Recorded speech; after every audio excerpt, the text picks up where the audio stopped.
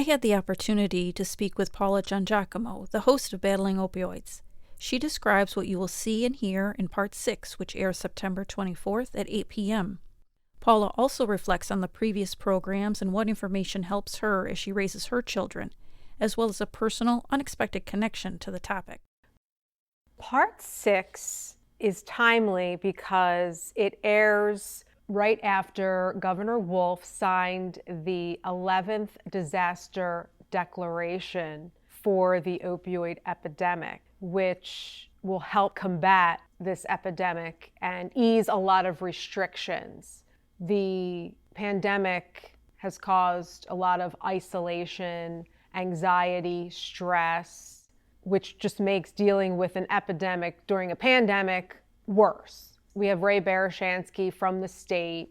We also have Senator Gene Yaw, who's been a recurring guest. He represents the 23rd Senatorial District, and he is the chairman of the Center for Rural Pennsylvania. He discusses how difficult the pandemic is for people who are either in recovery or just struggling with substance use disorder, because in rural counties, internet is sketchy. During this pandemic, fortunately, people have been able to access telehealth, Zoom, to meet with counselors. There is no longer in-person group meetings. But in rural areas, if internet is sketchy, not only do you not have access to in-group personal meetings, but you also may not have access to the internet. So you can't Zoom, you can't do telehealth. So he really talked about the importance of increasing broadband and just improving overall internet access in rural counties of Pennsylvania.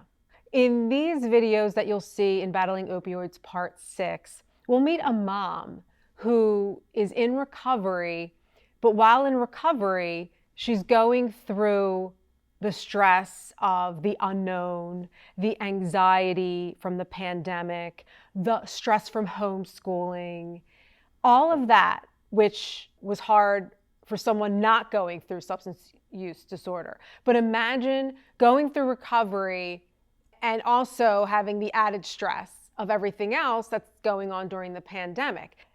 The New York Times referred to COVID-19 as a national relapse trigger. Through this woman's story, you can kind of understand how difficult it is. So I thought that was very interesting to hear her story.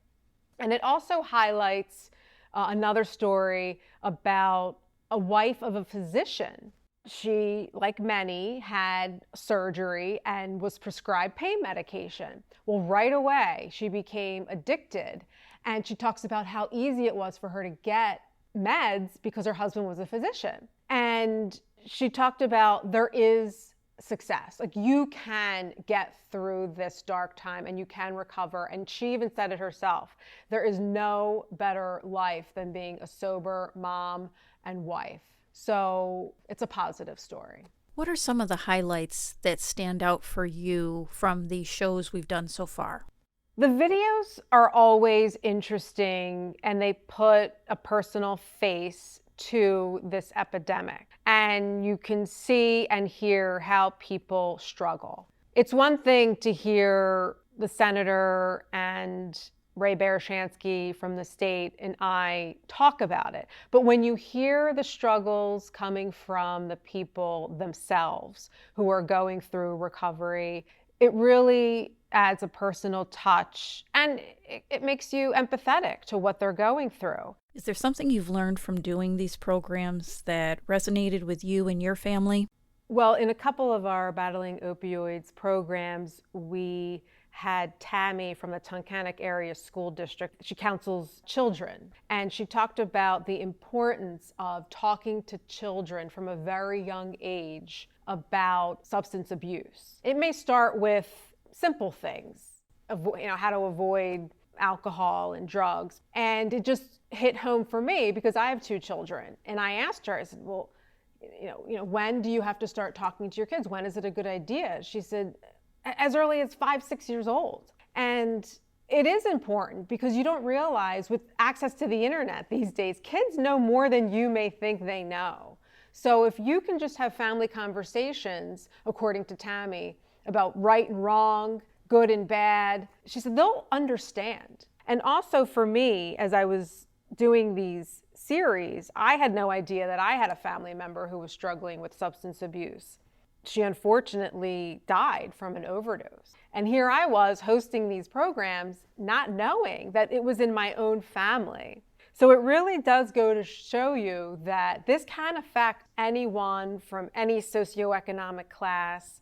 It just makes you realize how prevalent this issue is, and that there are stigmas out there, that it only affects certain people who live under bridges.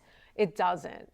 It can affect your next door neighbor, your family member, your best friend, and it could all be happening right in front of you. So I think this highlights the fact that it is a prevalent issue and it can affect anyone. And if we can help at least one person, then we've done our job. And I've learned this personally, that when someone dies from a drug overdose, what are they leaving behind? Children, perhaps? Well, who's left to raise those children? Well, it falls on the grandparents. In one of our programs, we spoke to grandparents who are struggling. They thought they were ready to retire. And here they are starting all over, raising kids again. And they didn't ask for this new role. So in that one episode, we talked about, resources that are out there and counseling programs. Again, another program that really hits home and makes you realize this doesn't just affect the drug user.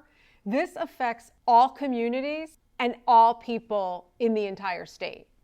You may not realize it, but it really does have a widespread effect.